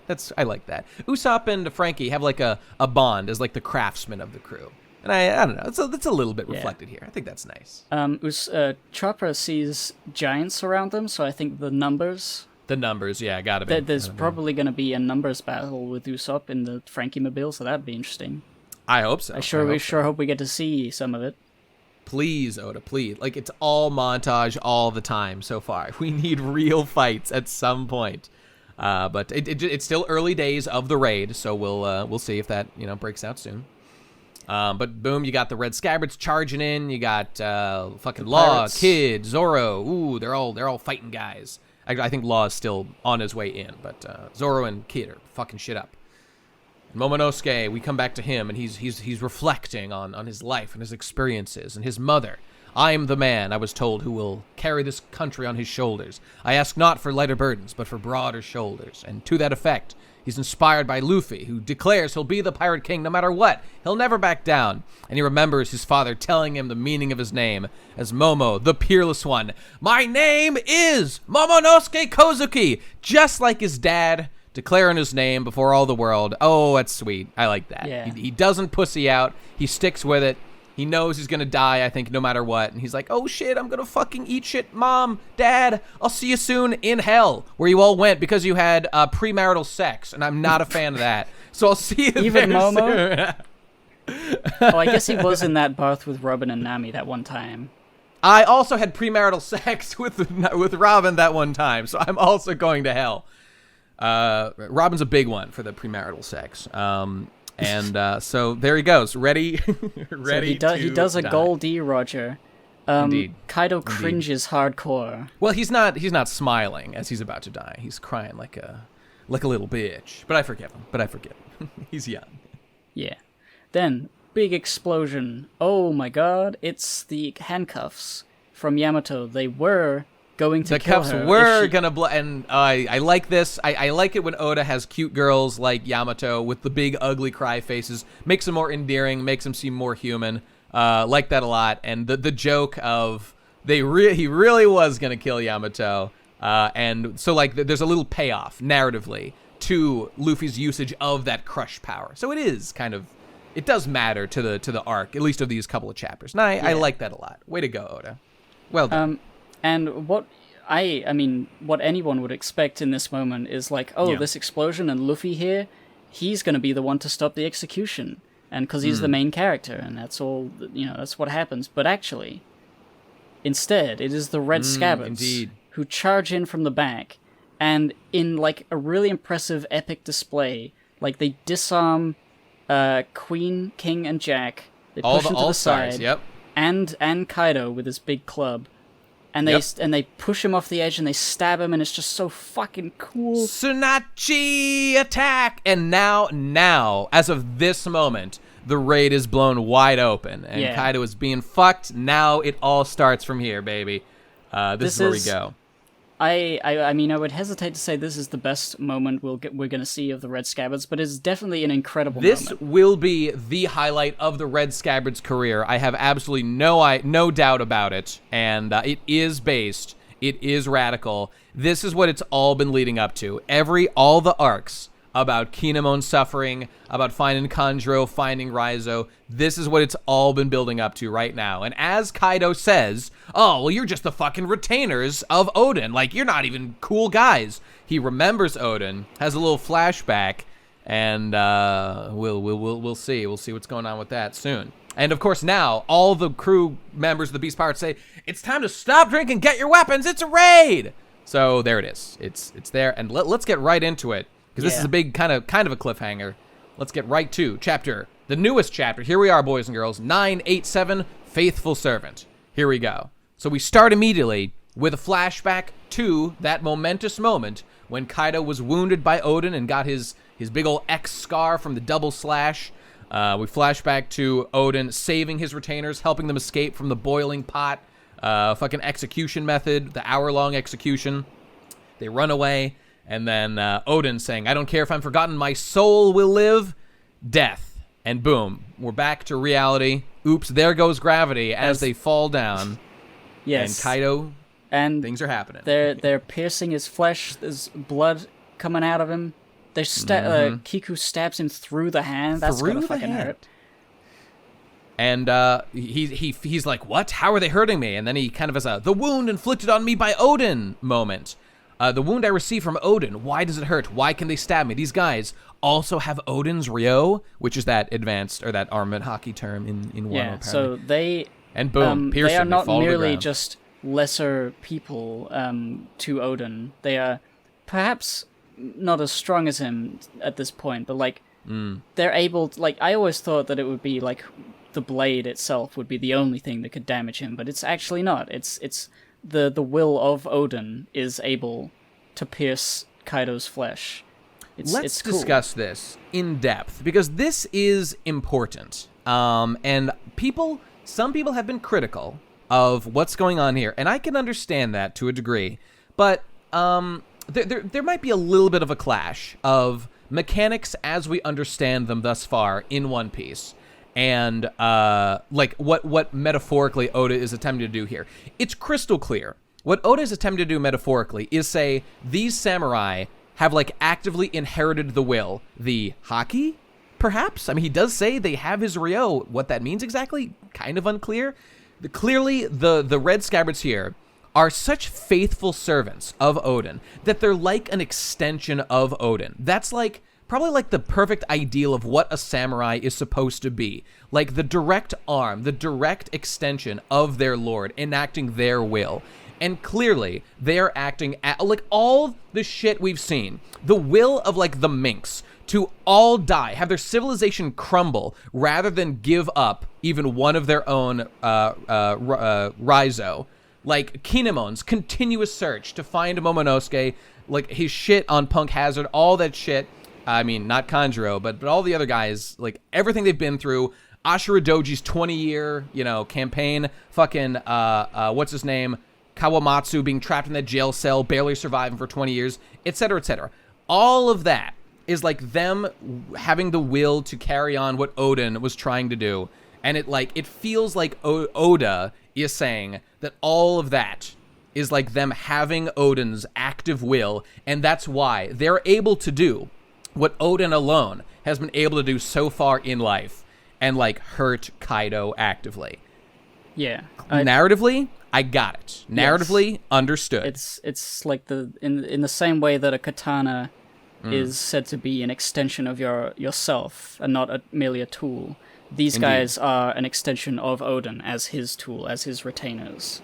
And I love it. I absolutely love it. It's like, this is like the glory. This is what all the samurai shit in One Piece has been building to. That, like, this is what a samurai is. This is, like, the peak of what a samurai can do, and, like, the spirit, working for their lord. He's dead, but he still lives on, as he says, my soul will live, and it does, and it does. Okay, that's all great. Now, technically speaking, when it comes to One Piece, there are some questions as to exactly what the fuck is going on here. Because Kaido says, like, oh, I feel my wound ache. See, what I thought Oda might do is have a thing where, like, for example, they attack the specific wound that Odin had inflicted, and that spot has been weakened because Odin had cut it before. But no, that's not what happens. He's just, like, in general, is vulnerable to the swords of these guys. And we have to bring up, okay, Kaido is a fucking Yonko. Kaido is stated to be, like, basically indestructible. Kaido enjoys attempting to commit suicide and do battle with like other of the most strongest pirates in history, including like Whitebeard and Gold fucking Roger and all those other guys. In all that time, he never got a scar, as far as we know. The only scar he has is from Odin. That already was weird and strange, because Odin isn't even as strong as, like, you know, Gold Roger or Whitebeard or some of the other people who Kaido has assuredly fought. Now, maybe it's just that Odin fought him the longest and he got a lucky shot in. Okay, that's possible. But, like, Kaido actively attempts to commit suicide regularly. Are you telling me that Kaido isn't able to hurt himself, but Odin and his servants are able to hurt Kaido? That is strange. That is surprising. Okay. What do you think? My thoughts, I'm reminded initially of Big Mom and how she's indestructible except for a very strange situation where she remembers or like Mother Caramel, the picture gets smashed. She gets like a debuff during that moment or something. And it's like, it doesn't really make any sense why she is vulnerable. Like, could she kill herself if she wanted to? Yeah. Okay. So I think of it in a similar way to that. Like, the Kozuki clan, Odin, that spirit that is, like, sort of unquantifiable, is the key, really. You know, that's a great point, actually, and I quite like that. And honestly, that's pretty satisfactory for me. I would just say, and you know, no, I honestly feel that's a pretty good answer. It's just that in Big Mom's arc, that was like clearly discussed and set up, and it was remarked as like, this is so weird that like Big Mom is vulnerable at these times. That was like a secret piece of info that was vital to the plan and the plot. So it was like well documented. And it's true, we saw that Odin was able to hurt Kaido, but there really wasn't any kind of similar thing, and I agree, I think your explanation is good, and I accept it personally, but I think that you're just setting yourself up for people being weirded out a little bit by this, when you kind of don't discuss that a little more clearly. And again, I'm able to read between the lines, I don't think it's so bad. But, I mean, it's definitely true, there was no plan of, like, we know that the power of Odin is the only thing that can hurt Kaido. We've been wondering how they're going to hurt Kaido up to this point. Yeah. They just... I think, from their perspective, it was sort of... The only plan they have is to try and attack him all at once. And you know, it was like... It's either this or continue to do nothing. And, you know, the 20 years, it's like, it's time. We believe in prophecy or whatever. Well, see, I like plans. I mean, I'm just saying Oda could absolutely have written this story in a way that, here's just an example. Here's a way he could have done it.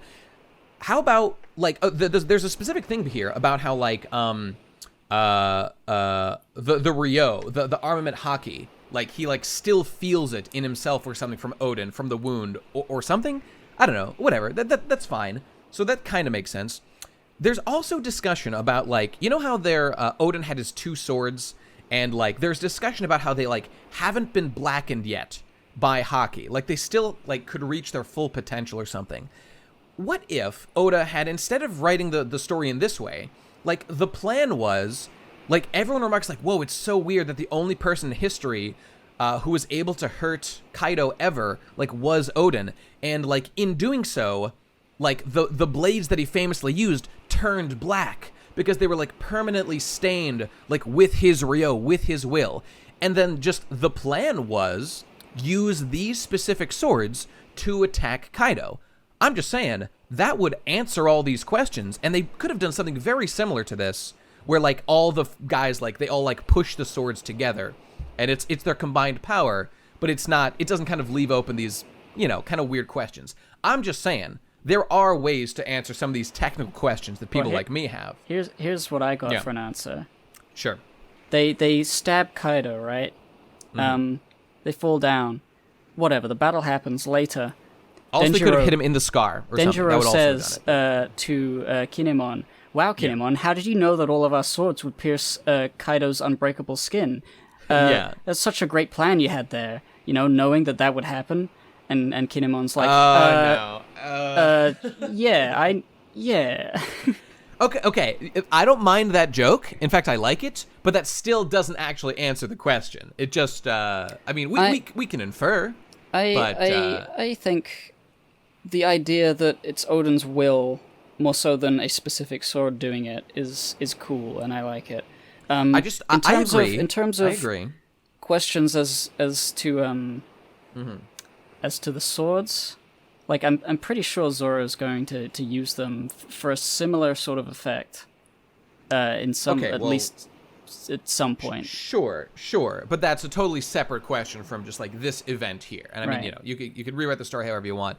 I'm just saying, historically, Kaido has been built up as like indestructible, really more than Big Mom was, and with Big Mom, they felt the need to introduce a specific plan of how they're going to be hurt. Yeah, and I think the understanding seems to be just they had Odin's will, and I like that metaphorically. It's cool, but it's just a little kind of vague. But whatever.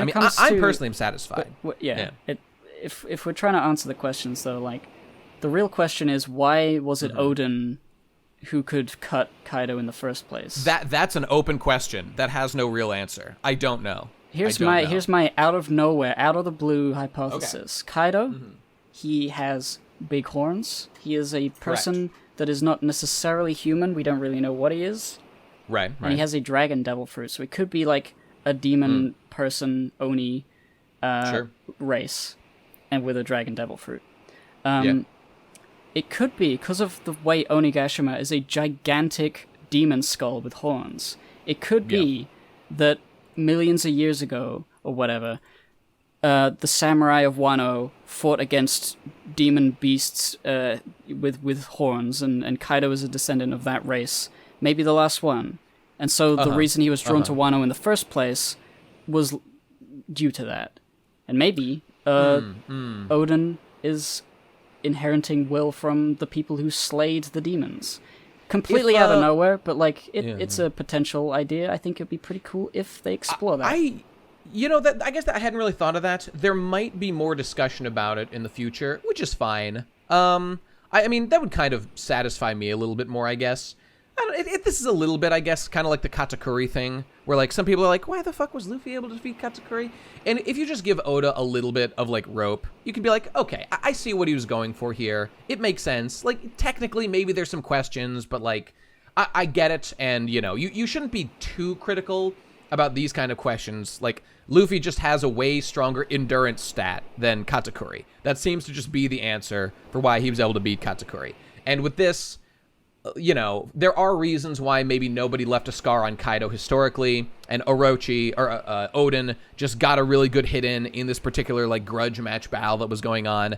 Maybe his haki was, like, particularly strong. It kind of raises some weird questions about haki. Like, there are some people who are in situations where, like, their will is probably at max. Like, say that you're just, like, some fuck, and like Kaido raids your village and like is murdering your son in front of you. Like, you're probably gonna have a lot of will to want to save him, but does that translate to haki like directly? No, it doesn't seem to. I don't think it would.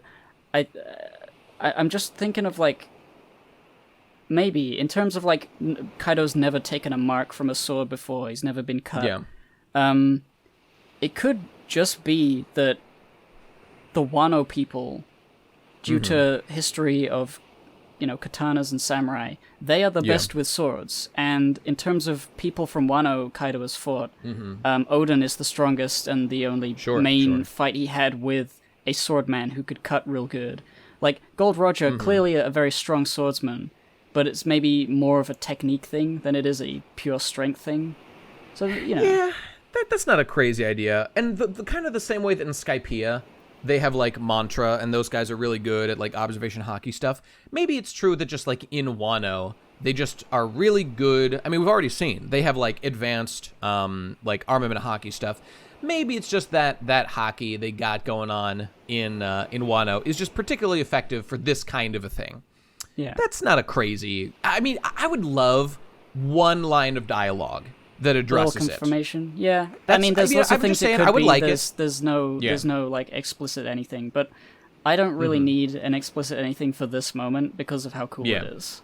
I mean, I agree, and none of that stops me really from just appreciating what Oda is obviously going for. And as I said before, I really do think it's maybe the best moment in Wano so far. It's great. It's everything we've been building up to for arcs. So that's pretty great. Obviously, the Red Scabbards will not be the ones who do the final blow on Kaido. Luffy and the gang, I'm sure, will be the ones to take him down or whatever, if and when that happens. But this will be their peak of relevance ever, I suspect. But it was pretty damn good. It was pretty damn good. Yes. All right, so there it is. Moving on. What else is going on? Kaido and the Red Scabbards fall under the ground. They go into some other place, and everyone's like shocked. And then the Yakuza and the soldiers, the good guys, they all reveal themselves and start fighting. Yep, there it is. I like Big Mom's face here. She's just like, haha, did Kaido die? Lol, what the fuck? I love her attitude in general. Like, she's like, I'm Big Mom. Like, it's fun to, like, make alliances. First of all, I'm a very simple person, which she is. But also, I just don't really care that much. I'll be fine. I'm Big Mom. Things roll off my back. I love that about her. Yeah. God, I love Big Mom. What a fucking great character Big Mom is. Yeah, what can you do? Way better than Kaido. Fuck you, Kaido. You're shit. Yeah, Kaido, all he's done is lose. You're boring. Even right now, he's losing. All he's done is eat shit and die. I mean, this does continue. The job pirates, the beast job pirates, keep losing, keep taking fat L's. When will they do anything good? Well, I'm waiting for it. But hey, best beast pirate Yamato, Ulti, does come back. And she's like, fuck you, Yamato, I'm gonna fight you. I like that. I hope those two have a rivalry. A sexy rivalry covered in oil. That would be excellent. Please engage in that. Yes, they begin a little fight right now. Ulti calls her an idiot because she doesn't understand what she's talking about being Odin. What are you, stupid? I love her attitude. Thing. It's great. Yeah. And then Big Mom sees Straw Hat. Oh, and I love that Luffy calls her headbutt. That's cute. I like that. Excellent. So Big Mom sees Luffy finally, and it's like, I came here to kill you. Get ready to instantly die. So that's not good. He's a little concerned about that. But he looks a little spooked. Sorry, just Nami and sure. Carrot, they get away with electric. They do a big electro zap, and they seem free. Nice. Okay. Well done. I don't think we see them again. Nope, we don't. They don't matter. All right, so next, we're cutting down to the, underground room or whatever, where the Red Scabbards have dropped Kaido. Pretty epic face-off. And what do we got here? So finally, Kaido was like, oh shit, Orochi's things about, like, the prophecy and all that shit. Oh shit, it actually came true. I guess he was actually right about that stuff a little bit. And I like this. This little moment here is kind of reflecting on all the arcs that we've been through for this moment, this fight against Kaido. I mean, this is a big fucking moment. And he's like, Punk Hazard, face of Kinemon. Dressrosa. Okay, for some reason, I mean, he cuts to Raizo, even though he really should cut to Kanjuro, because Kanjuro's the one they saved, but he betrayed them. And then he says, Phantom Island Zo. Okay, really, that's the Raizo moment. It actually kind of annoys me. He should show Raizo's face when he says Zo, goddammit. That's the relevant thing.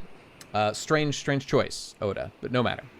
Anyway, interesting that you guys hid behind the shadows of the Straw Hats who are my enemy, so I didn't expect the return of these samurai guys. I was just on the lookout for the Straw Hats and pirate raids. I didn't think this shit was going to happen, but here they are.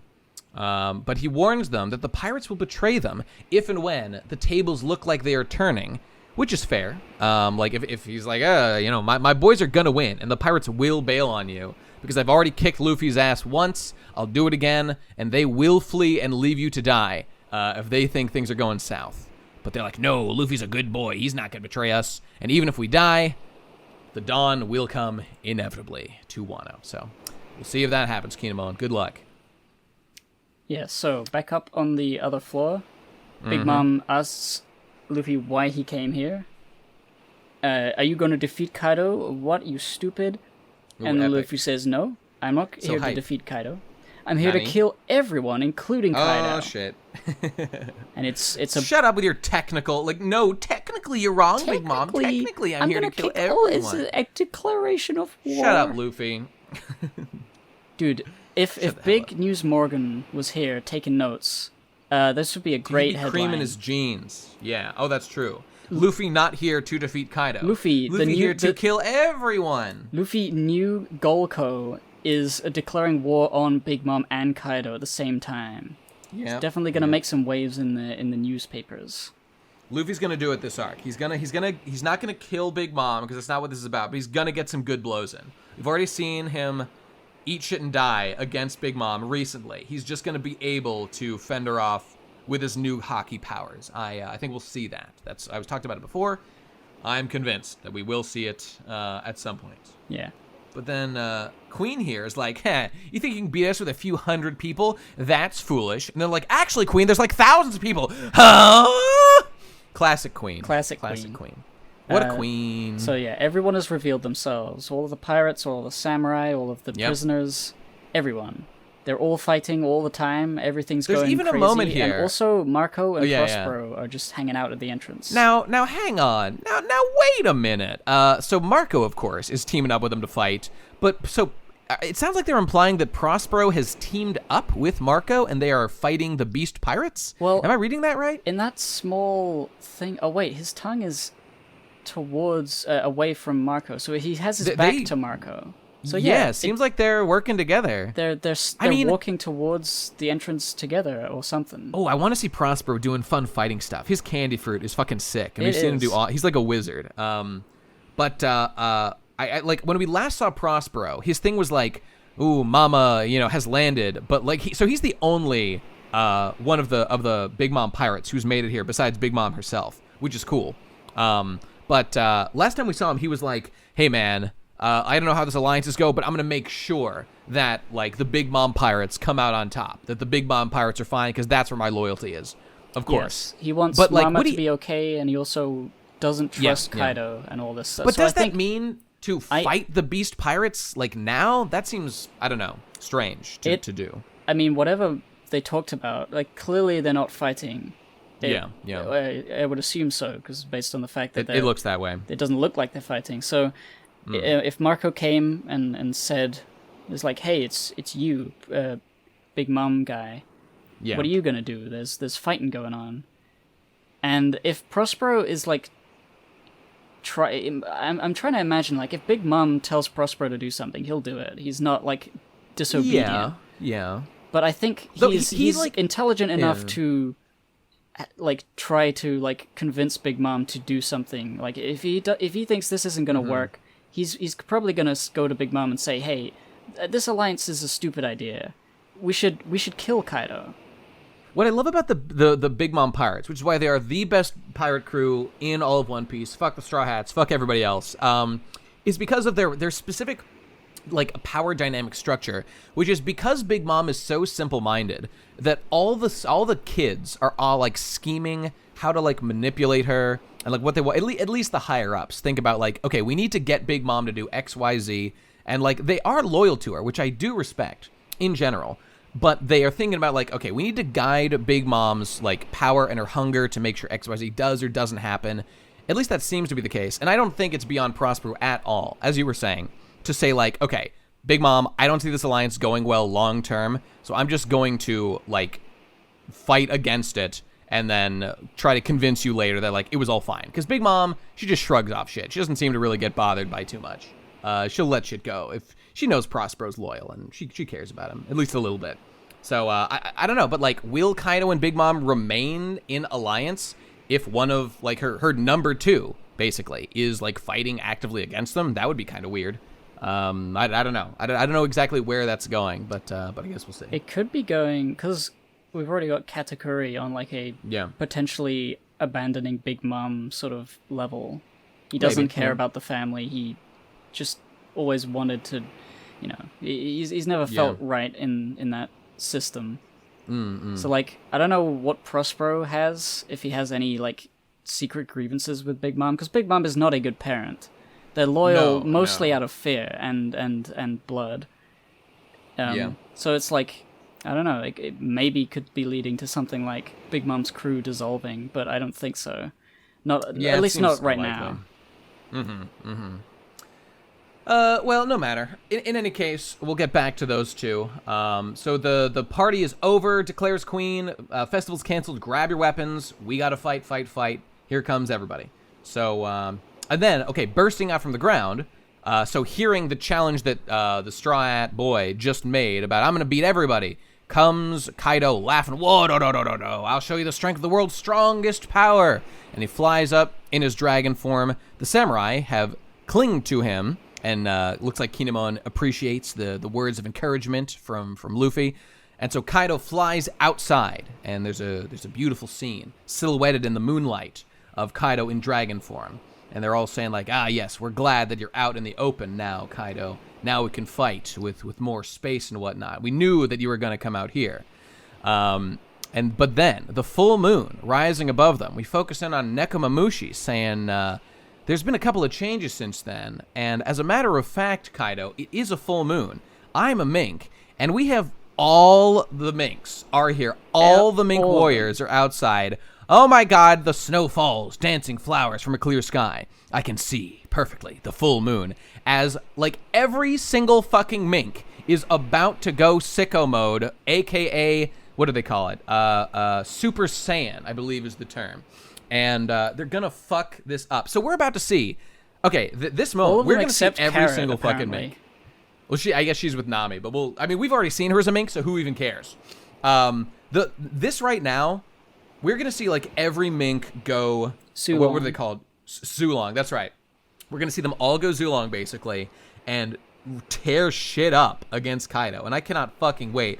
This moment right here justifies all the stuff of seeing Carrot go Zulong in Whole Cake, which like was cool. It didn't amount to that much, but it also led up to this moment. Yes. We know how powerful they are, and I cannot wait to see that shit next chapter.